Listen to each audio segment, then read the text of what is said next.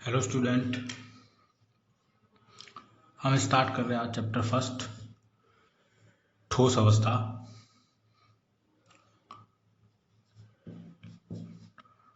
ठीक है, हम जानते हैं कि पदार्थ की कितनी अवस्था होती है? 3 अवस्था होती है। एक होती है ठोस, एक होती है द्रव, तीसरी होती है गैस। ठीक है, गैस से रिलेटेड चैप्टर, गैस के बारे में हम पहले क्लास 11th में पढ़ चुके हैं और इस साल क्लास 12th में ठोस अवस्था और द्रव अवस्था के बारे में पढ़ेंगे। ये हमारा फर्स्ट चैप्टर है और ये हमारा सेकेंड चैप्टर में डिस्कस करेंगे। ओके, ठीक है। अब हम देखते हैं कि ठोस होते क्या है। ठोस ऐसी अवस्था होती है जिसमें अणुओं की, देखिए ये आपके पास एक ठोस है,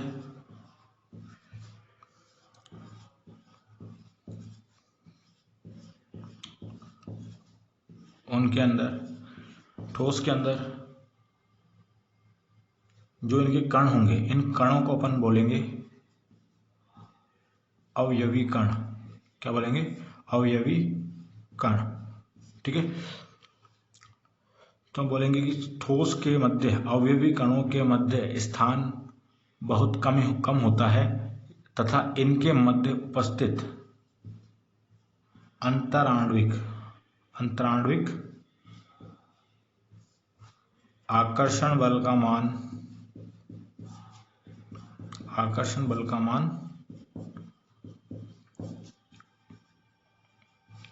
अधिक होता है।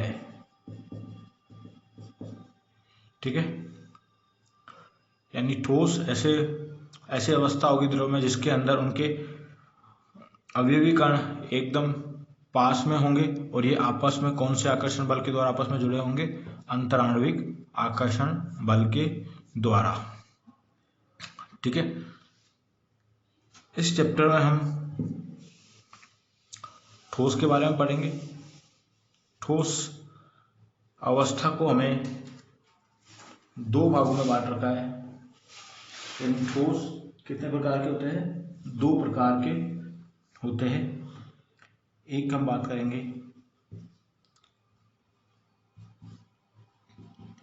क्रिस्टलीय ठोस, दूसरा हम बात करेंगे अक्रिस्टलीय ठोस। अक्रिस्टलीय ठोस।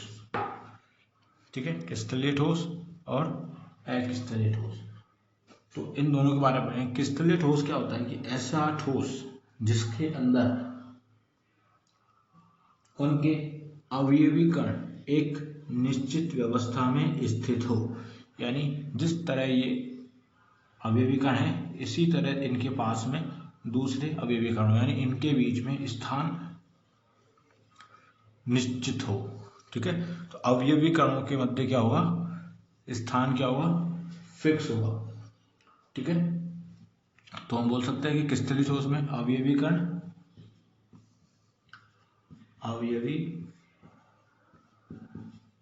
कणों की व्यवस्था निश्चित होती है। ठीक है, अवयवी कणों की व्यवस्था कैसी होती है? निश्चित होती है। ठीक है, जबकि इसमें क्या होगा? अक्रिस्टलीय ठोस में जो कण होंगे इनकी व्यवस्था निश्चित नहीं होगी। ठीक है, कोई इधर होगा, कोई इधर होगा, कोई फिक्स अरेंजमेंट नहीं हो पाएगा। इसी को हम क्या बोलेंगे?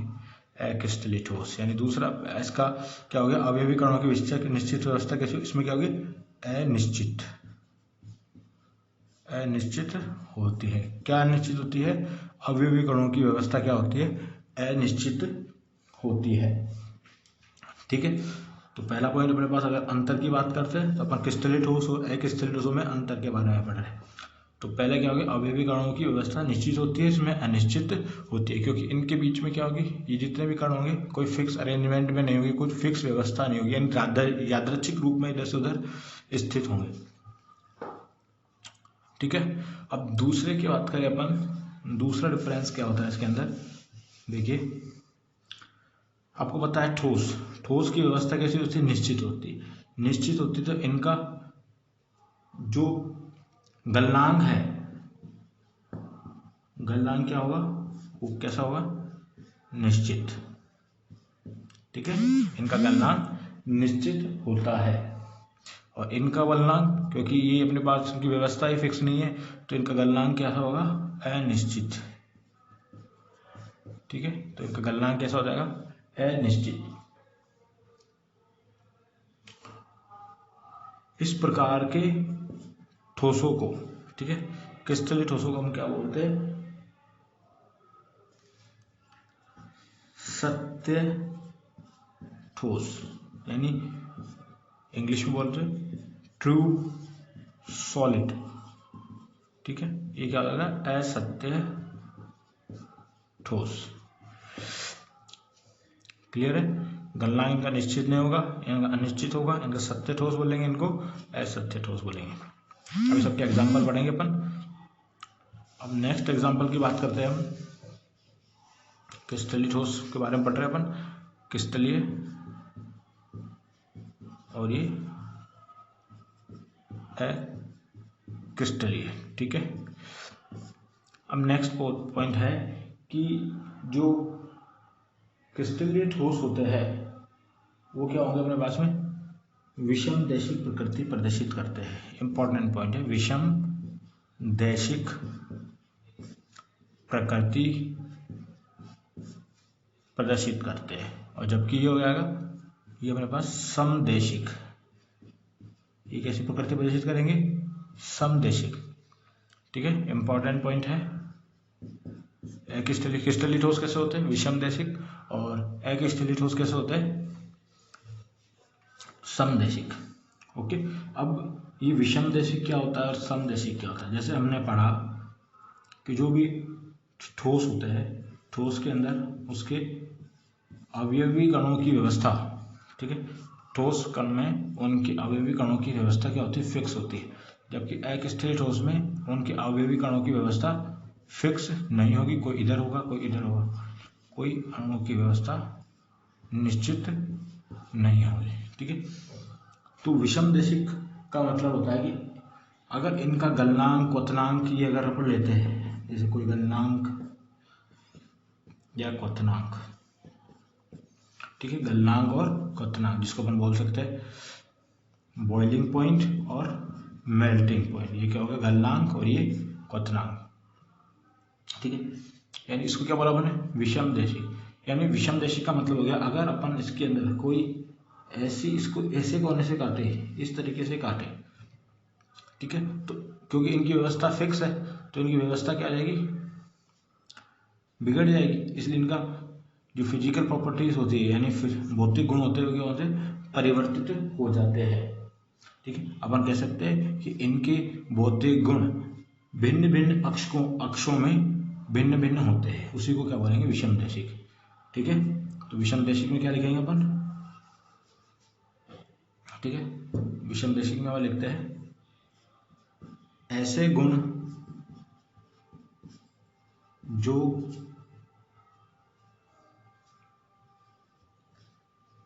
भिन्न भिन्न अक्षों पर भिन्न भिन्न हो। ठीक है, यानी ऐसे गुण, कौन से गुण? भौतिक गुण, यानी जिनके भौतिक गुण भिन्न भिन्न अक्षों पे भिन्न भिन्न प्रदर्शित, यानी अलग अलग गलनांक हो गया, अलग अलग क्वथनांक हो गया। ठीक है, अब अक्रिस्टलीय ठोसों में इनकी व्यवस्था ही फिक्स नहीं है, तो इनको आप कहीं से भी काटो, ठीक है, कहीं से भी इसके काटो, तो इनके भिन्न भिन्न अक्षों पे इनके भौतिक गुण क्या होंगे? समान होंगे। ठीक है, ठीक है, तो मैंने लिख दिया भिन्न भिन्न अक्षों पर इनके भौतिक गुण असमान होंगे, समान होंगे, क्योंकि ये तो समान है, ये कैसे होंगे, समान होंगे। क्लियर है? इसलिए अपन ने क्या बोल दिया, इसका एग्जांपल ले लिया, कोई भी अपने पास में क्रिस्टल जैसे NaCl का अणु, KCl का अणु, ठीक है, इस तरह के जो भी क्रिस्टल ले लिए अपन ने, डायमंड यानी हीरा, और इसमें अपन ले लिए एक्सटेलियम, जो भी कोई से अपन मान लिया, कोई भी अपन मान लिया, जैसे कोई भी प्लास्टिक, ठीक है, जो भी प्लास्टिक होता है वो हमने इसमें ले लिया, कांच इसमें ले लिया हमने, और रबर भी इसमें ले लिया। तो ये हमारे पास क्या हो गए, क्रिस्टलीय ठोस अक्रिस्टलीय ठोसों में कुछ महत्वपूर्ण अंतर। ठीक है, सबसे इंपॉर्टेंट है विषमदेशिक प्रकृति और ये समदेशिक प्रकृति। क्लियर? तो हमारे पास ठोसों के प्रकार, हमारे कोर्स में कौन सा कोर्स, हमारे कोर्स में जो पढ़ेंगे वो हम पढ़ेंगे कौन सा, ठोस अवस्था। ठोस अवस्था में भी कौन सा, क्रिस्टलीय ठोस। ओके, तो हमें खाली कौन सा पढ़ना है, ओनली क्रिस्टलीय ठोस। क्लियर? नोट कर लेना इसे।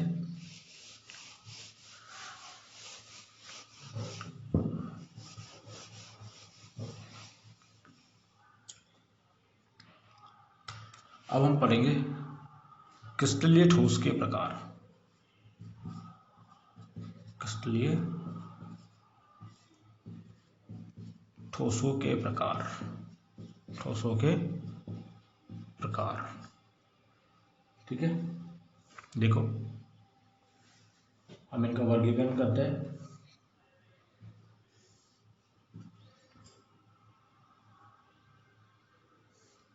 सबसे पहले करते हैं हम आणविक ठोस। ठीक है, दूसरा हम लेते हैं इसके अंदर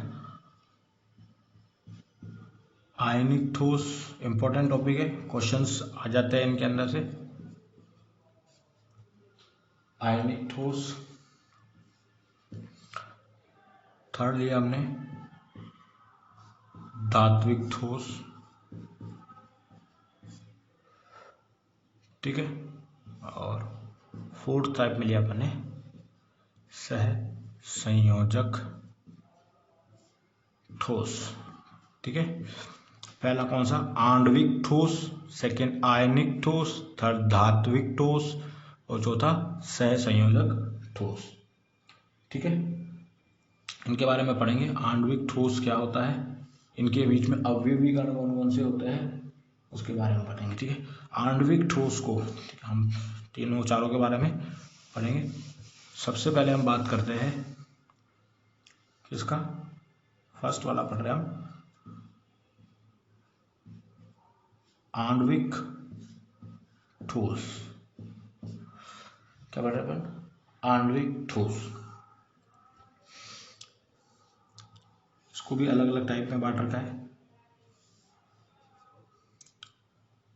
ठीक है, इसको तीन प्रकार से बांट रखा है।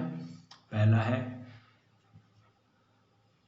अध्रुवीय ठोस, अध्रुवीय। ठीक है,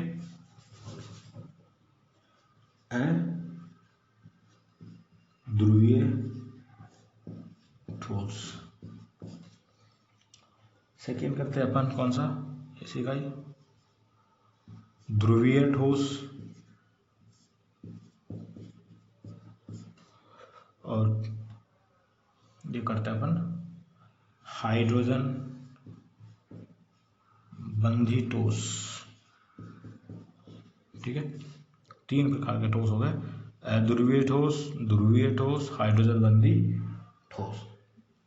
ठीक है, अब सबसे पहले हम बात करते हैं इसके अंदर कि अध्रुवीय ठोस में अवयवी कण क्या होते हैं, अवयवी कण। ठीक है, हम पढ़ रहे हैं अध्रुवीय ठोस। अध्रुवीय ठोस में हमने बोला अवयवी कण। अब हमने पढ़ा था कि अवयवी कण होते क्या है, जो भी ठोस आपस में जिन अणुओं से मिलकर बना होता है, ठीक है, यानी अपन बोलते यानी उनके छोटे छोटे जो कण होंगे, जिन कणों से मिलकर बना होता है, छोटे छोटे कणों से, उन्हीं को अपन ने क्या बोला, अवयवी कण। ठीक है, क्या बोला हमने, अवयवी कण।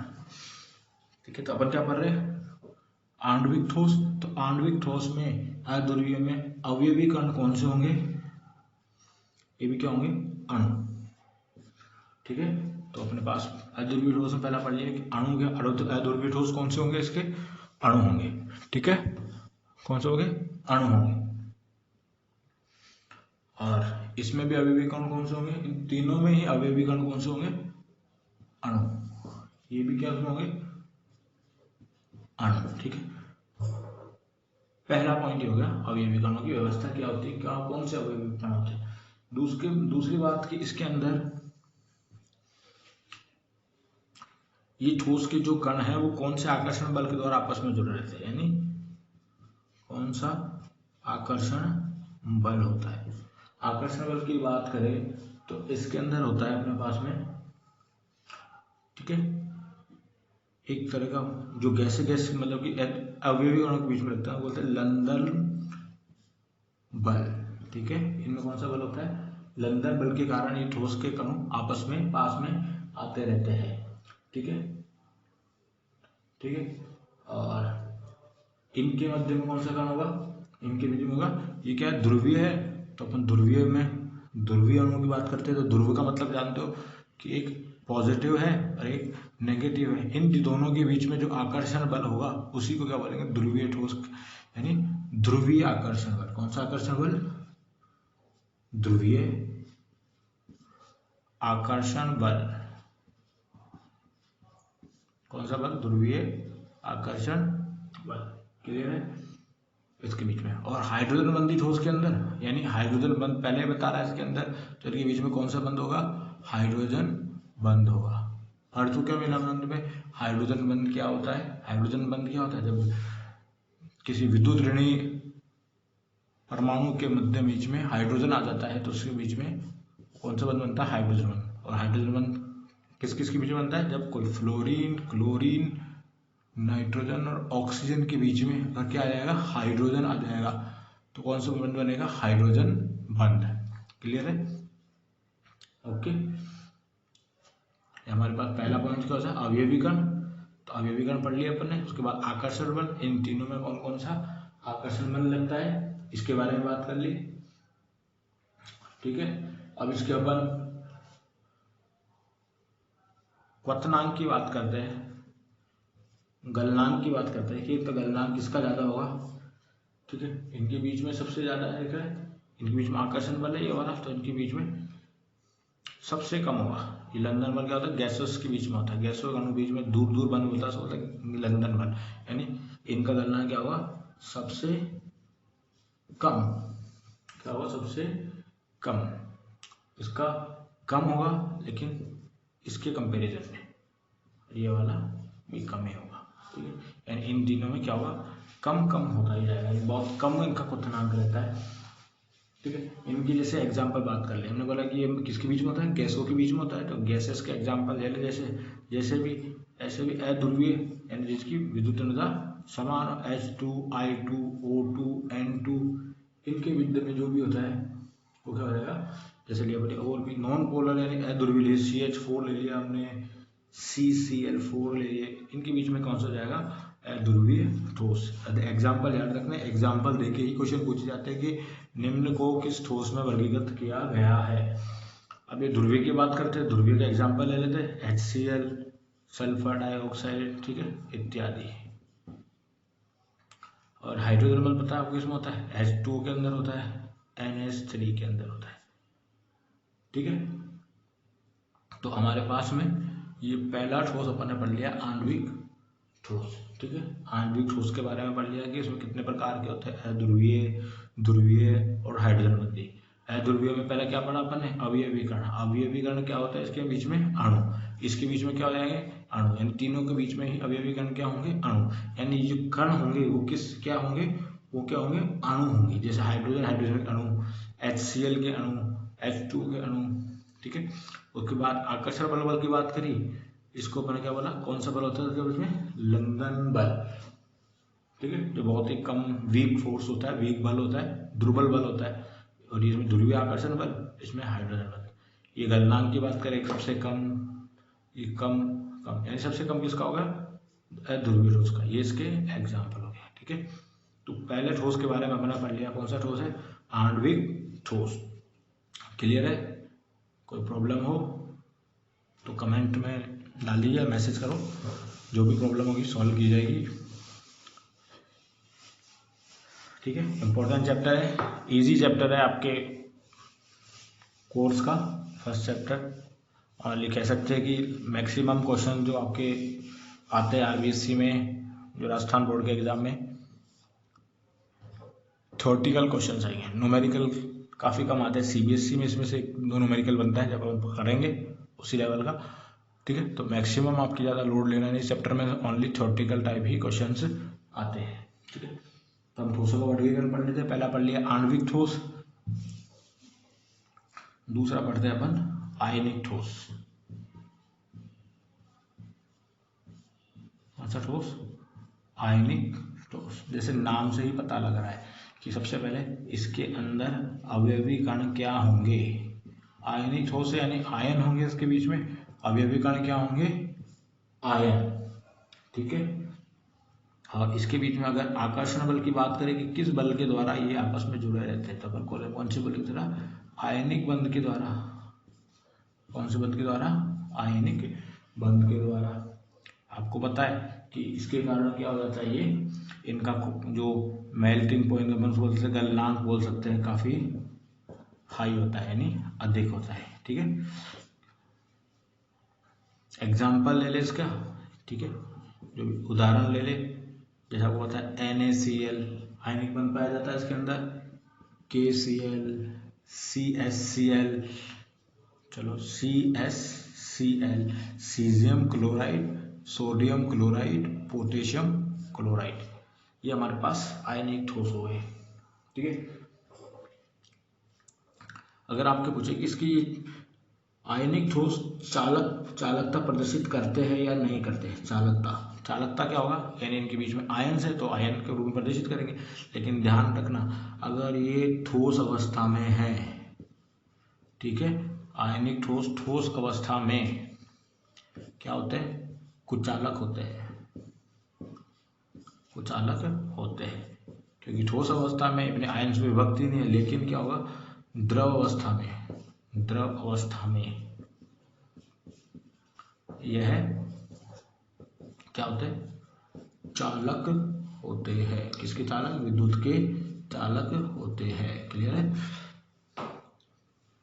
तो हमने आयनिक ठोस पढ़ा, क्या पढ़ा, इसके अंदर अवयवी कण क्या होंगे, आयन, ठीक है। आकर्षण बल कौन सा काम करेगा, आयनिक बंध, गलनांक कौन इनका अधिक होगा, ठीक है, क्योंकि इनके आयनिक बंध पाए जाते हैं। उदाहरण अपने पढ़ा, चालकता की बात करते हैं, ठोस अवस्था में इनकी कुछ चालक होता है, जबकि द्रव अवस्था में ये चालक होते हैं, क्योंकि ठोस अवस्था में वो अपने आयन्स में विभक्त नहीं होते, ठीक है। इसलिए अपने बोला ये ठोस अवस्था में विद्युत के कुचालक होते हैं, जबकि द्रव अवस्था में क्या होंगे, ये चालक होंगे। क्लियर है। तो ये दूसरा ठोस पढ़ ला हमने।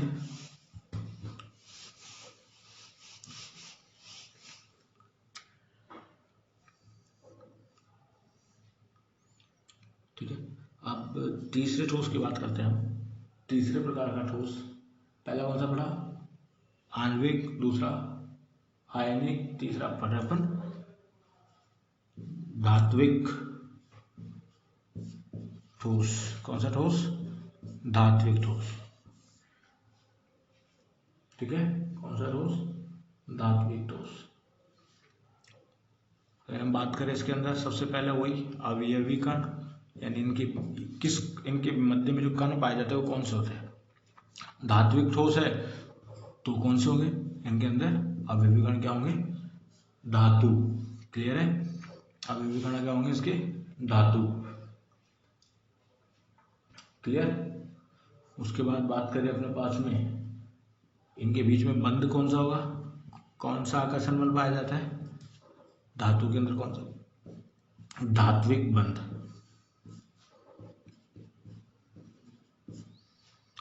ठीक है। अब आपको पता है धातु का जो गलनांक और क्वथनांक क्या होता है। गलनांक क्या होता है, काफी उच्च होता है, ठीक है, काफी हाई होता है, ठीक है, हाई। क्लियर। अब इसके एग्जांपल अगर ले लें अपन, कॉपर, Ag, Fe, जो भी धातु है हमने सारे ले लिए, मैग्नीशियम, ये सारे क्या होते हैं, धातु होते हैं, और इनके बीच में जो बंध पाया जाता है कौन सा होता है, धात्विक बंध पाया जाता है, ठीक है। क्लियर। तो हमारे पास ये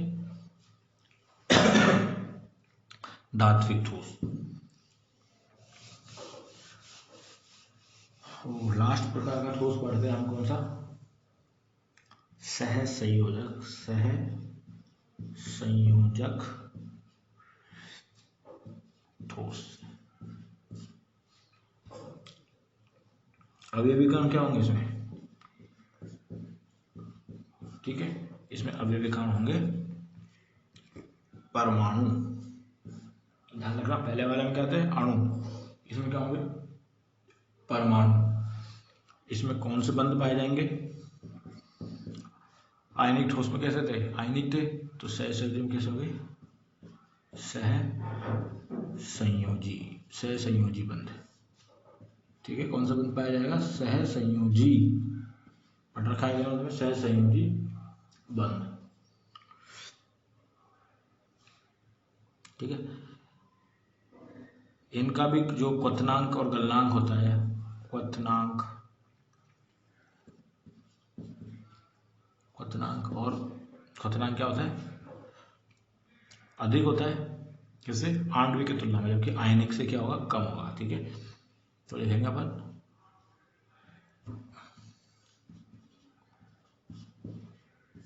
आयनिक से कम व दूसरा कौन सा था, आणविक से अधिक होता है, आणविक से अधिक, ठीक है। उदाहरण की बात करें इसके, जो भी हमारे पास हीरा, ग्रेफाइट, ठीक है। तो हमने ये सबसे पहले क्रिस्टलीय ठोसों के बारे में पढ़ा। क्रिस्टलीय ठोस क्या होता है, उनके उदाहरण पढ़े।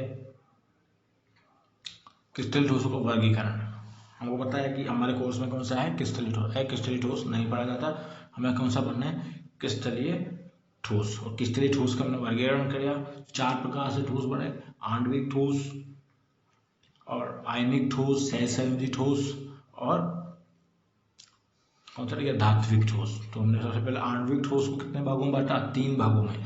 कौन कौन सा, पहला कौन सा था, फर्स्ट कौन सा है, अध्रुवीय ठोस, दूसरा ध्रुवीय ठोस और तीसरा हाइड्रोजन बंधी। तो इन सबके ऊपर एग्जाम्पल बात करें। फिर हमने आयनिक बात करी, आयनिक में कौन सा बंध होता है, आयनिक बंध होता है, सहसंयोजी में सहसंयोजी बंध होता है, और धात्विक के अंदर धात्विक बंध होता है। Okay, clear. आज की क्लास में इतना ही रखेंगे, नेक्स्ट टॉपिक अपन ठोसों के बारे में ही पढ़ेंगे। Okay, thank you.